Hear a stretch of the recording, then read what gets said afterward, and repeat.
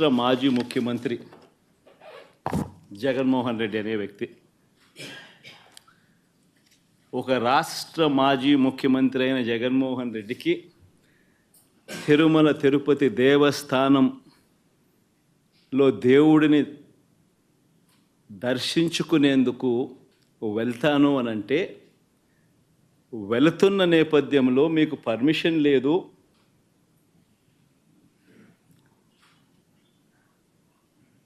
ఆ కార్యక్రమంలో ఎవరు పాలుపంచుకున్నా మీ అందరినీ అరెస్ట్ చేస్తాము అని గుడికి పోవడానికి